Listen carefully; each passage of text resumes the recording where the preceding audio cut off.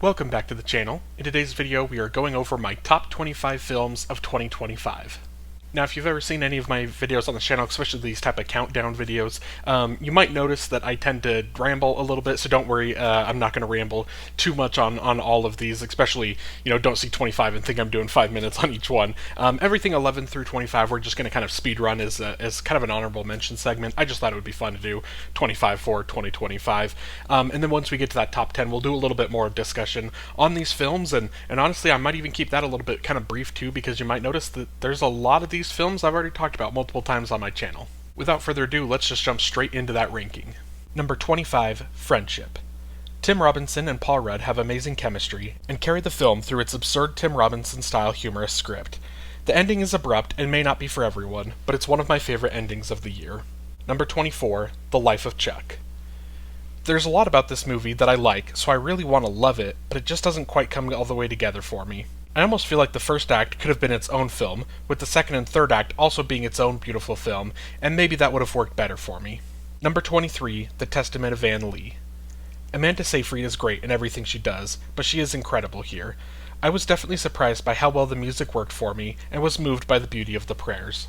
Number 22, Nouvelle Vague. I wasn't really expecting much going into this, but still watched it anyway because of my love of Richard Linklater films. The film is powered by its cinematography and acting, led by an excellent performance from Zoe Dutch. Number 21, Thunderbolts. I don't think I liked this as much as others, but I still found the story more intimate and refreshing compared to the majority of the MCU. The film also left me with a feeling I haven't felt in a while, excitement for the future of the MCU. Number 20, Blue Moon. The second Linklater film to make the list, this film is carried by its screenplay and Ethan Hawke's performance of it. The single-setting story may not work for everyone, but I was captivated throughout. Number 19, No Other Choice. A dark comedy that I wish would have pushed its premise even further. There are several scenes that captivated me, and will stay with me, and I can't wait to revisit this again in the future. Number 18, Materialists. There's something about this film I found very peaceful and heartwarming. Dakota Johnson is giving a great lead performance, while Chris Evans and Pedro Pascal deliver beautifully vulnerable performances as well. Number 17, Superman. I binged as many Superman films as I could before this came out, and I was starting to wonder if it's possible to make a good Superman film anymore. James Gunn proved you can, by making a film so full of hope and faith in humankind. Number 16, Train Dreams. A very calming film that explores pain and loss in a very intimate way. Joel Edgerton carries the film as the lead, but it was William H. Macy who really stood out to me. Number 15, Mickey 17. My most anticipated film of 2025 didn't meet my extreme expectations, but I still had a great time. The entire cast is giving fun performances, but it all hinges on Robert Pattinson's dual performance. Number 14, The Long Walk. I was foolishly dismissive of the film based on the trailers, but I thoroughly enjoyed it. Having so many different characters all bring unique personalities to the film made the story fresh and ultimately made it all the more heartbreaking. Number 13, The Secret Agent. This film has several of my favorite scenes of the year because of the tension that's built through slowly revealing information to the audience. Wagner Moura does an incredible job of playing a man who seems under control while hiding some big secrets. Number 12, 28 Years Later. I can't remember the last time I went into a film with little to no expectations and left an absolute mess. With this and The Bone Temple, the rest of the franchise will be among my most anticipated films. Number 11, F1. Having no interest in Formula One at all made me think that this film wouldn't be for me, but that was not the case at all. The film is so expertly crafted with its sound design and visual effects that I found myself having a blast the whole time. And now moving on to the top 10. Coming in at number 10, Frankenstein. Dr. Victor Frankenstein, a brilliant but egotistical scientist, brings a creature to life in a monstrous experiment that ultimately leads to the undoing of both the creator and his tragic creation. Frankenstein is a dramatic fantasy directed by Guillermo del Toro. The film stars Oscar Isaac, Jacob Elordi, and Christoph Waltz. Now, I just mentioned that a lot of this is going to seem familiar if you're someone that's watched multiple of my videos, especially this week, because there's a lot of films here that have been in all three of my 2025 Letterboxd 4 video, my Best Picture Crash Course, and now this, all within a week. So I thought about pushing this even further back and doing some other videos in between, so it's not like talking about the same thing multiple times in a row, but honestly, it's mid-February, it's too late to be getting a top 10 list of 2025 out anyway, so we're just going through it, and like I said, all of the Best Picture nominees, I'm going to put a link to my Best Picture ranked video that I just uploaded a couple days ago. I'll put that link in the description of this video because I'll probably go into more thoughts on those for all of the Best Picture nominees that are in this top 10. But just talking a little bit about Frankenstein, it's kind of what I've been saying on my channel multiple times, of I just wasn't familiar, like very familiar, I should say, with the Frankenstein story. Obviously, I knew little bits and details here and there, but I wasn't super familiar with kind of like where the whole story goes. And so watching this in theaters was just kind of a real interesting experience because it just wasn't exactly what I was expecting. And then I was like, okay, this is going a different direction than what I was expecting. This is kind of fun. And then it gets to the third act, and all of a sudden, I left being like, I just was not expecting to go into this being emotionally moved at all. And that's exactly what I was with Frankenstein. I've talked about Jacob Elordi specifically. I mean, he's obviously the standout of Frankenstein. He is what makes the film great, is his performance. But I don't think I've talked enough about like Oscar Isaac or Mia Goth or just the Christoph Waltz. Doesn't have as many. I guess he's probably got about the same amount of scenes maybe as Mia Goth, but the whole supporting cast is just phenomenal as well, including all of like the extras or people that are just like kind of a scene here or there, kind of like the I don't know what you would call it, the hearing where he's like trying to pitch his creation to this other group of scientists. Like there's a couple people that are there for only like a scene or so, but really the whole cast, top to bottom, it's just phenomenal. Guillermo del Toro has a very specific style, obviously, and if you're familiar with Guillermo del Toro, if you're familiar with his films, you know the style and you know what you're coming in for. And he does an excellent job of this just kind of fitting right alongside the rest of his filmography. The whole film's beautiful, and I had a blast watching it. Coming in at number 9, Weapons. When all but one child from the same class mysteriously vanish on the same night at exactly the same time, a community is left questioning who or what is behind the disappearance. Weapons is a horror mystery directed by Zach Cregger. The film stars Julia Garner, Josh Brolin, and Alden Ehrenreich. Now, I haven't talked about Weapons, I don't think, a whole ton on my channel. We're going to talk about it probably in the next week, or maybe 2-3 weeks, when I do my category breakdown videos, and we talk about supporting actress, and we talk about Amy Madigan, which to this day is still just so insane to me to think that she got the Oscar nomination. It's really cool. She is excellent in Weapons. It's kind of an interesting situation where, like, the way that Weapons is told, kind of Rashomon style, where we're focusing on, I think, first Julia Garner's character, then we go to Josh Brolin's character's point of view, then I think we go to Alden Ehrenreich is maybe next, and then I think it bounces to like Benedict Wong, and then comes back to Austin Abrams, is that his name? I mean, we're kind of bouncing all around, and throughout, Amy Madigan is kind of sprinkled in there. She's in a couple of the scenes where she's kind of here and there, but it's not really until the end of the film where she really kind of makes her presence felt, where it's kind of revealed who she is and what her connection to everything that's going on. And she just does an excellent job of playing this character that is, at times you almost want, like, you feel kind of some compassion where she's kind of comes across as this old sick woman, and then there's the next scene where she is a monster and she is very clearly in control of what she's doing and everything, and she just plays that kind of beautifully. And I think that is the biggest thing, is a lot of people that don't maybe necessarily get why she was nominated for an Oscar. They're like, oh, well, it's just a horror performance. It's not even, as good of a horror performance as other horror performances, right? But what she does is, in addition to kind of the scenes where she's being, kind of the jump scares or being kind of straight up evil, and even in those scenes, she's a blast and having a lot of fun with it. But then she also just has these moments where she's talking to Alex specifically, and just those scenes where it's just those one-on-one conversation, and not even really one-on-one conversation, it's just her telling things to Alex. She delivers it in such a interesting and unique way that's just very, very exciting. Now, that's all I'm going to say right now for Amy Madigan, because again, in a couple of weeks, we're going to talk about her a whole lot more. Just talking about the rest of the film, Zach Cregger is proven to be, maybe, if you want to say that if he's a great director or not, based on his films, what you can say is he's an interesting storyteller, an interesting director. The stories that he tells, both of his films so far, between this and Barbarian, are just insane. Obviously Barbarian I think even more so, but he's really kind of found this niche for him here in like the horror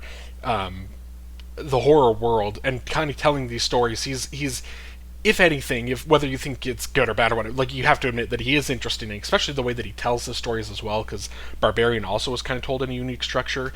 So there's just a lot of fun that I have with Zach Gregor films in general. Weapons, maybe before going in, because I didn't do a whole lot of research, it was kind of just vibes, I guess, with the film, where I thought maybe it was going to be a little bit deeper of a story than it is. It didn't quite go to where I thought maybe the story was heading, specifically with the marketing of there being a gun in a school and stuff. I kind of thought that that was maybe more. It's maybe still kind of an analogy for it, but just kind of like if you were really kind of digging in on the surface, it doesn't quite get to that level, but it is still just a fun horror movie, and I had a blast watching it. Coming in at number 8, Begonia. Two conspiracy-obsessed young men kidnap the high-powered CEO of a major company, convinced that she is an alien intent on destroying planet Earth. Begonia is a science fiction thriller directed by Yorgos Lanthimos. The film stars Emma Stone, Jesse Plemons, and Aidan Delbus. Again, just going to be a little bit brief here with the Best Picture nominees because I've talked about it multiple times. You can check the link in the description for more complete thoughts on Begonia. But what I'll say is that after Kinds of Kindness, which was early last year, right? Or maybe summer, or I guess of 2024. The new year was already breaking my brain on what year this would have come out. So 2024, I think, is when Kinds of Kindness came out.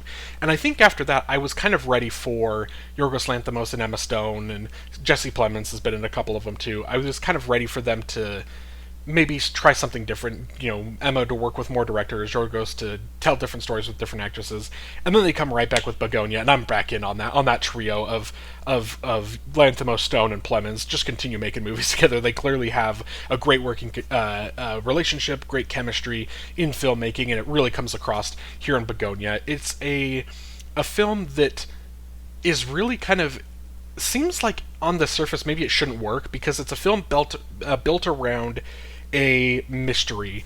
Whether we've got these two, these two guys between Jesse Plemons and Aidan Delbus that they kidnap Emma Stone because they're convinced she's an alien.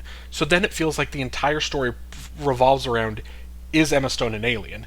And so it's one of those that when you're watching the film, whether you're kind of going back and forth, whichever way you're leaning or whatever, it feels like it's at times kind of feels like a murder mystery where it's like if you solve it too early or if you figure out the truth too early, it's just going to ruin the end or it's not going to be fun. But the thing that Begonia does is, honestly, it doesn't matter what the answer is, whether she is or isn't. It's still just telling this very kind of bottle, film where, again, so much of the film is just taking place in this basement. And it's just kind of become this kind of cat and mouse, kidnapper and kidnappee situation, and so it just becomes very tense, very nerve-wracking. There's a lot of tension going on in those scenes, in those conversations, and so again, it almost doesn't matter where the film, for me at least, I guess maybe this is different for other people, but for me it didn't really matter where the film was going. No matter what the conclusion or what the ending was, I felt like I had a good time and I had it was a fun story that was built in a way where it didn't all just revolve around whatever potential twist there was at the end of the film. It was still just a very captivating and fun time. Begonia, it's also got for it, I think for me, I talk about a lot on my channel, if films nail the ending, if it has a good ending, it instantly is a bump up for me. I think another test that I'm now starting to realize is if a scene or if a movie has a very memorable scene, a scene that I can think back to when it's been 6 months, a year, 2 years, 5 years since I've seen the film, but there's still a scene that just sticks with me. That's such a big boost for me in terms of my appreciation or my love for the movie, and Begonia definitely has a couple of those scenes. Coming in at number 7, Sentimental Value. Sisters Nora and Angus reunite with their estranged father, the charismatic Gustav, a once-renowned director who offers stage actress Nora a role in what he hopes will be his comeback film. When Nora turns it down, she soon discovers he has given her part to an eager young Hollywood star. Sentimental Value is a drama directed by Joachim Trier. The film stars Renate Reinsve, Stellan Skarsgård, and Inge Ipsdottir Liljeus. And here we go, one more Best Picture nominee. I will tell you that this is the last Best Picture nominee for, I guess, a bit. There's a bunch more coming a little bit later, but the last one for now. Again, one more time, link in the description if you want to hear more thoughts on Sentimental Value. But really, this is just a very intimate and beautiful film. I am excited to this month for my themed Letterboxd 4 series. I'm doing romance films, and so I'm going to rewatch The Worst Person in the World. I'm really excited to watch that again because just the style of filmmaking that Joachim Trier has shown this film, and I need to look and see if he's got some other films. I'm not familiar really beyond those two, I think, with Joachim Trier, but just the relationship that kind of we just talked about, Yorgos Lanthimos and Emma Stone, but Joachim Trier and Renata Reinsve have been in, back to back now. At least, I guess, back to back of what I've seen of him. I don't know if he's did something in between. But they have a great working relationship, and it clearly shows on screen. Renata Reinsve is just very kind of powerful, and for it being a very, again, for everyone here, it's a very kind of soft and delicate performances from everyone. I think, like, Inge Ipstadter Laleus kind of has maybe one of the scenes where she kind of gets a little bit of a, not really an outburst, but kind of, and she doesn't even really yell, but it's a more spirited, conversation. Other than that, everyone else, it feels very kind of tamed and subdued, like it's very kind of low-key. But even through that, Renata Reinsve still really just commands the screen and is really just a bright presence on screen that I just had a phenomenal time just watching her, as well as Laleus and Skarsgård as well. Elle Fanning is the one that she's great in her role, but her role is a very kind of unique thing, is not being part of the family dynamic, and so I don't know if I enjoyed. Again, I enjoyed her performance. I just don't. It wasn't like my favorite compared to kind of the family dynamic that was going on. But again, it's just a brilliantly acted film. It's beautifully shot. That's one of the things. Like, there was so many scenes, so many moments of just like either a shot of the house or a shot inside the house. The cinematography in terms of like during the scenes where we're watching Stellan Skarsgård's character kind of direct, and kind of the end of the film. One of the final scenes is they're acting out a scene in the film and following the camera work in there. It's beautiful because it's like you can tell that it's different from the regular camera work, but it's also still really impressive and really good. And so it was a whole lot of fun just kind of experiencing this film. It's an emotional film. It's not the most like emotional, like I wasn't bawling throughout, but there are definitely some scenes, some moments of dialogue, some conversations that are had between certain characters, and again, a lot of this is one-on-one, and so two characters are having a conversation and someone says a line that it hits you, like it's just very deep, a very personal line. There's just a lot of kind of beauty in this film, and I really recommend this if you haven't checked it out yet. Coming in at number 6, Wake Up Dead Man. When young priest Judd Duplantis is sent to assist charismatic firebrand Monsignor Jefferson Wicks, it's clear that all is not well in the pews. After a sudden and seemingly impossible murder rocks the town, the lack of an obvious suspect prompts local police chief Geraldine Scott to join forces with renowned detective Benoit Blanc to unravel a mystery that defies all logic. Wake Up Dead Man is a murder mystery thriller directed by Rian Johnson. The film stars Daniel Craig, Josh O'Connor, and Glenn Close. Now, I'm a complete sucker for the Knives Out franchise. It would take an absolute, stinker of a film in this franchise for me to not, automatically have these as, my favorite films of the year. I just love Rian Johnson's style. I love, Daniel Craig as Benoit Blanc, and then I love every single time whatever the rotating cast is in the new mystery. Every single time. It just works so well for me. The first Knives Out was one of my was top 5, I think, of 2019. I have to go back and look and see. Maybe it was number 5 exactly, I think. But one of my favorite films of that year. Had an absolute blast with this. This got really close, in my opinion, of being on the same level. And I've seen a lot of people that they actually believe that this is better than the original Knives Out, and I totally understand, anyone that has that opinion, because this film, more so than the original Knives Out, the original Knives Out has a couple moments where kind of these emotional moments that especially during kind of the reveal scene where Benoit Blanc is talking to Ana de Armas's character about her being a good person and stuff like that. There's a couple of those moments where I got a little emotional and it's a little teary-eyed, but it's not anything too deep. This film specifically is kind of, I think, the most emotional of the three. I mean, there's absolutely nothing in the second one, in Glass Onion, that comes close to the emotion of these ones. So to kind of go to Glass Onion, where it was kind of this more fun thing, and then coming to this, where there's some fun to be had, but then there's just a lot of very kind of serious, deep moments, just personal moments. And obviously, we're following a priest, right, as our main character, or I guess kind of the main suspect slash kind of Benoit Blanc's helper in this film. He's always got a helper with him. So obviously, we're following that, so we know that we're going to have a lot more kind of themes of faith and kind of religious themes like that. And so a lot of that kind of is personal and feels very intimate. But then there's the scene, and it's the scene that I feel like everyone's talked about when they talk about this film, is the phone call scene between Josh O'Connor's character, and I can't remember what her name is, but it's the girl like at the funeral director, I think is who it is, where she has that phone call scene with him, where you see kind of, it's like from that moment on where the film kind of takes another, not twist, but just another layer of emotion that I think kind of gets added on, where it kind of went away and it kind of feels like maybe we're getting into more campy, more fun, and then all of a sudden there's this scene that's very beautiful, very personal, and all of a sudden it's like, no, we're back to this being so much about faith. And then you've got Benoit Blanc, who proclaims himself to not be a believer in church and very kind of like anti-religion. And so you kind of have this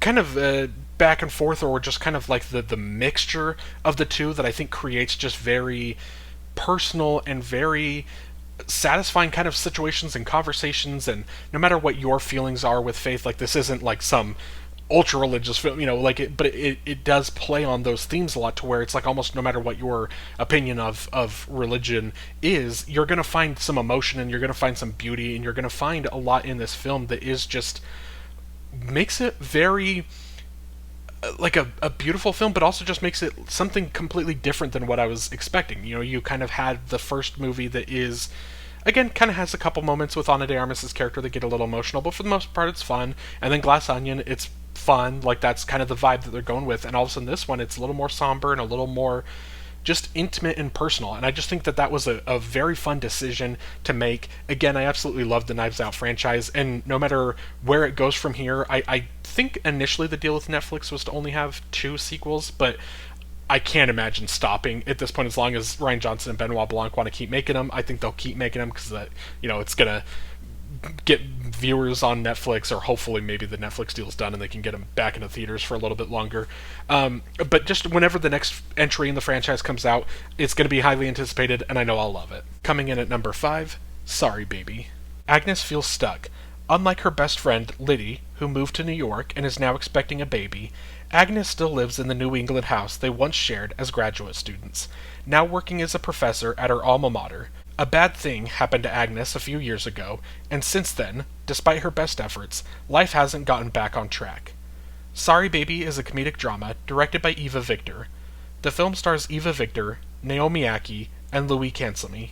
Now, I liked Sorry Baby on the first watch when I watched it in theaters months ago. I can't remember when it came out. But when I watched it last year in theaters, I had a great time. I liked it. It was, a good movie that I remember kind of thinking fondly of, but it wasn't like, I didn't love it. It wasn't one of my favorites. This is one of the films that during my themed Letterboxd 4 series of January of finding whatever my top 4 of 2025 releases was, this is where I watched Sorry Baby again, and this by far was the film that had the highest jump for me, where it went from a film that I liked and I remember finding personal and touching and beautiful, to all of a sudden jumping to a top 5 film of the year for me. I really love this film. It is Eva Victor. The way that they tell this story is so personal, and this is the thing that I talked about in that video. I'll put a link to that video as well in the description. My themed Letterboxd 4 series for the month of January. I talked about it a little bit in there about how personal and intimate it is, and that is what makes me really love this, because it's so personal to them, to Eva Victor.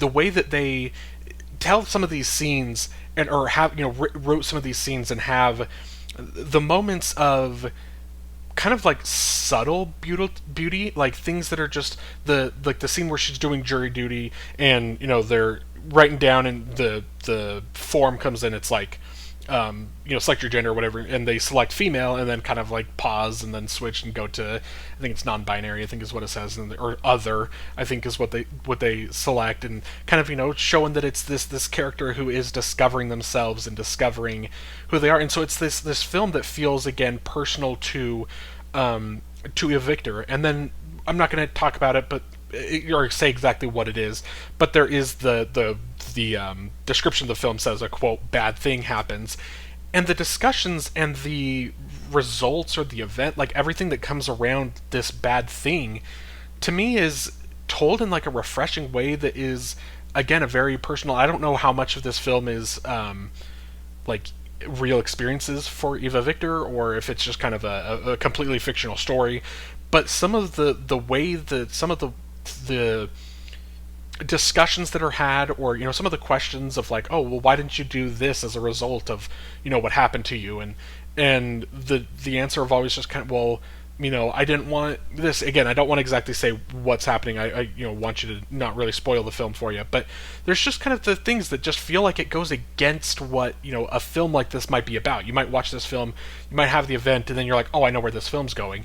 And it's not. It doesn't go that way. It doesn't get, the typical movie justice, right, that you would get in these type of in some, I don't want to say lesser films, but just some different films. This film takes a very different approach to it, a very different personal, intimate look to it, where it's a lot more, I think, just kind of refreshing. I think where the story goes, the way it tells it's the conflict and things like that. I think it's just beautiful. There's a whole lot of these scenes again that are just so very intimate, and it feels like, to me, almost like heartbreaking and heartwarming at the same time. Like you're watching this person struggle, but like openly struggle as well. Like, there's multiple scenes where there's kind of hints or talks about like, hey, don't kill yourself. Like, don't, the potential some suicidal thoughts going on, and it's very open and very honest with those conversations.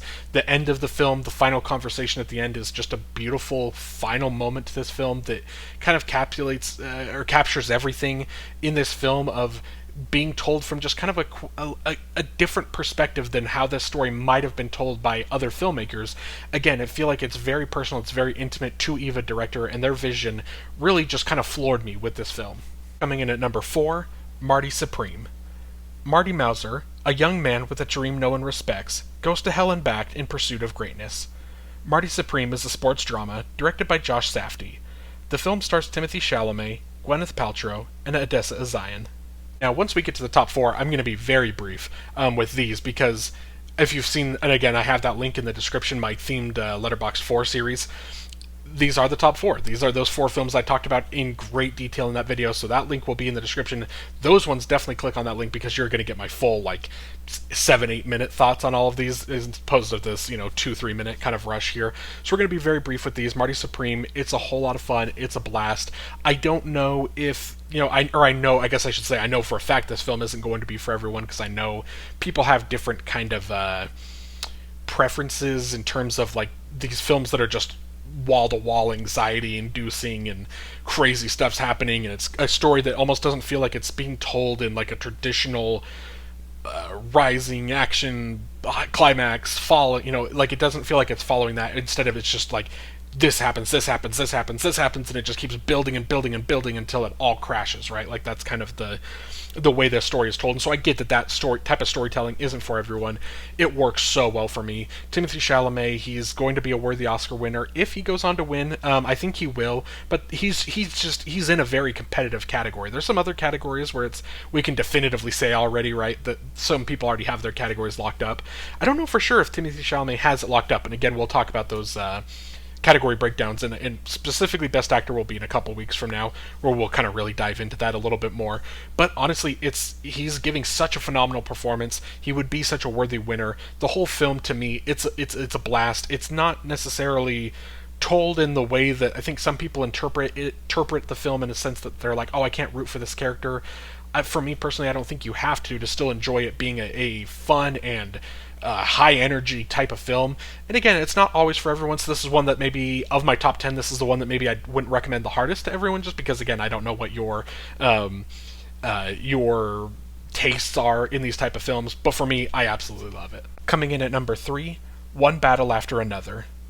When their evil nemesis resurfaces after 16 years, a band of ex-revolutionaries reunite to rescue the daughter of one of their own. One Battle After Another is an action thriller directed by Paul Thomas Anderson. The film stars Leonardo DiCaprio, Sean Penn, and Chase Infinity. And I think the other reason that on these, again, I'm not going to talk about them a whole ton, because especially this one and number one on my list are like the two most, I think, seen movies of 2025. So it's like part of this video is to give you these films and maybe something like a Sorry Baby or Sentimental Value maybe you haven't seen or heard of, and so hopefully this gives you that encouragement to go watch them. Obviously, I think One Battle After Another, and again the film that we're going to talk about at number one, chances are you've already seen it. But One Battle After Another, it's a thrilling adventure that is like, I didn't expect it to be that way, especially when you start the film, the first act being told in a certain sense, and it's very intense and it's very direct with kind of its messaging and its politics of the film. Like, you kind of get a great understanding of exactly what's being told here. And then the second and third act of the film kind of go a different direction of being like, okay, so you understand what's kind of the driving force of this. Now let's take a look at this being like a more personal, intimate story about these two specific characters, Bob and Willa Ferguson, I believe are their names. And they the story that is told from these characters, the adventure that they go on. I guess I shouldn't really say adventure. Adventure makes it seem like it's this fun, grand, thing or journey or something. It's not really. It's more of a rescue mission. It's more of a very life-threatening, like something bad is really happening to this family, and they have to go to great lengths. Not just Leonardo DiCaprio, not just Benicio del Toro's character is kind of the only other person I would think that really kind of knows Chase Infinity, knows Willa Ferguson. I guess like her friends or whatever, but they're not really exactly in on the chase and on the rescue mission. But then you got Regina Hall coming back and her involvement. You've got Sean Penn, everything that he's doing, and then you've got a whole different kind of branch that's going on. Like Sean Penn's character specifically, I think is like being stretched across multiple kind of storylines, multiple plot lines here, and so again he's connecting multiple stories together that obviously all kind of come together at the end of the film.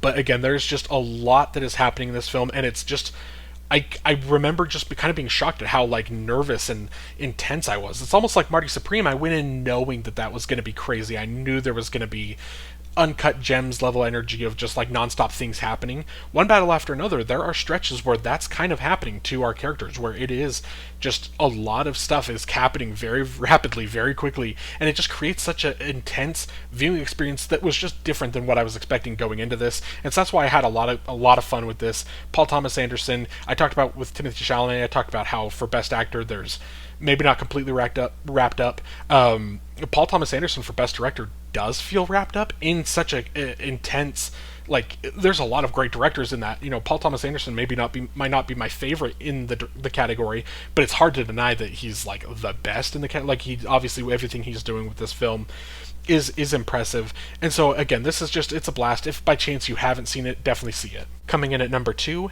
Hamnet. The powerful story of love and loss that inspired the creation of Shakespeare's timeless masterpiece, Hamlet. Hamnet is a romantic drama directed by Chloe Zhao. The film stars Jessie Buckley, Paul Mescal, and Emily Watson. Now, there's a chance that Hamnet hasn't been seen as much as, again, number 1 and One Battle After Another, but I do think that a lot of people are definitely at least familiar with it, or like saw that it was playing in theaters. It's been playing at, I don't think it's in theaters anymore, but it was in theaters for a while, and it's been kind of the buzz. It's been a big talk on, especially like on Twitter, like a lot of people are talking about the film, and it is a film to me that is, I don't know if everyone finds it is beautiful and is kind of heartbreaking and heartwarming as I do, but it is a film that, again, for me, that I just felt a full wave of emotions watching this. And I've mentioned this before on the channel, and I'll continue mentioning it, that if a film can make you feel multiple emotions to like full extent, to me that's almost like a quick, easy kind of test of, is it a good film? Can it make you feel multiple things? And Hamnet, for me, again, it makes me, there's so many scenes that make me so happy and smiling, and like I can't take the smile off my face. And then there is some of the most heartbreaking scenes that you'll see in a film. Like, there are some very tragic things that just really got to me.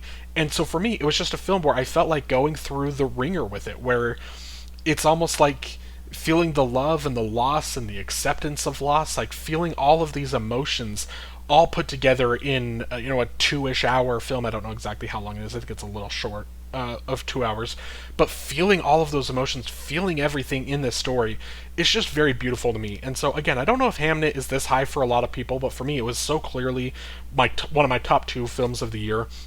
Absolutely beautiful. Chloe Zhao is already been one of my favorite filmmakers, but this like really cements her, in my opinion, as again just one of the best filmmakers we have. It's very well directed, very well acted. Again, Jessie Buckley is like one of my favorite actresses. Paul Mescal has been an actor that I've always kind of enjoyed.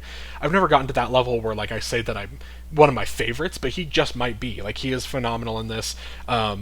This might be the last time, so I'll mention him one more time. I've mentioned him a bunch on my channel, but this might be the last video where I get to really talk about him. But Jacoby Jupe is just an amazing discovery in this. Between him and his brother Noah, their connection and like the characters that they play, the connection that they have in the film is just beautiful. Excellent casting. There's a whole lot. That's true. I guess I will talk about him when we do the casting category breakdown. But there is just so much about this film that really works for me, and I hope that, you know, you see it, and hopefully that some other people love it as much as I do, because again, I've seen some people that really don't like this film, and so for me, I just would love if, you know, other people kind of see it the way that I do, because it really is just a beautiful film. And coming in at number 1, Sinners. Trying to leave their troubled lives behind, twin brothers return to their hometown to start again, only to discover that an even greater evil is waiting to welcome them back. Sinners is a horror thriller directed by Ryan Coogler. The film stars Michael B. Jordan, Haley Steinfeld, and Miles Caton. And again, what more can I really say about Sinners that I haven't already said? And the big thing I guess I'll say is that Sinners broke the record for most Oscar nominations at 16. During the category breakdown videos where we talk about every single individual category, I'm essentially, because Sinners doesn't double up in any category, right? No, so I'm going to talk about it 16 more times on my channel in the next month. Like, it is that impressive of a film that it does all of these things. It does them all so well, to the point that it was getting all this Oscar recognition for everything that it's doing, whether it's the below the line stuff like your editing, your production design, your costumes, your music, your score, your sound, everything like that. The above the line, the acting, the directing, the picture itself, you know, the screenplay, the casting, everything that it's doing from top to bottom is phenomenal. It's excellent work. It's a film that, again, I think some people maybe like the film, not love the film, but even if you're in that camp where you like and not quite love it all the way, I think you can still admit or acknowledge that there are so many things in this film that are just beautiful, excellent. It has my favorite scene of the year, with the juke joint, I Lied to You scene with Miles Caton. That whole sequence is, again, on first watch, I remember kind of being a little like, oh, what is happening here? And then instantly just falling in love with that style, that telling the scene that way was just such a beautiful choice from Ryan Coogler. Again, the film is absolutely beautiful. We're going to talk about it a whole lot more on the channel. And this will be the last time that obviously in the video that I plug it, the link for both my Best Picture Crash Course is going to be in there, as well as my Themed Letterboxd 4 series. Now, the Themed Letterboxd 4 series for the 2025 releases is I go into way more depth about Sinners, Hamnet, One Battle After Another, and Marty Supreme. So definitely click on that one if you want to hear more complete thoughts about those 4 films. But just the Best Picture Crash Course in general, if you want to hear more about those 4, plus Sentimental Value, Begonia, Frankenstein, are the last 3 that are kind of, that I talk about a little bit more in that video than I do in the 2025 releases one. But again, both those links are in there if you want to hear more thoughts on just the films in general, but also just make sure you stay tuned to the channel for the category breakdown videos, where I'm going to go way more into depth about just the specific areas of the film that I truly love. And that's it. Thank you so much for watching this video. Let me know down below in the comments what your favorite films of 2025 are, if we have any similar films, or if maybe there's a film that you love that I didn't mention in this video. I would love to see those recommendations or your I guess nominations down below in the comments. And if you'd like to like this video and then subscribe to the channel so you don't miss any future episodes in just any of my Oscars related content, there's going to be a whole lot more coming up over the next month leading up to the Academy Awards on March 15th. If you would like to subscribe so you don't miss any of those, I would greatly appreciate it. Thank you so much for watching. Have a great day.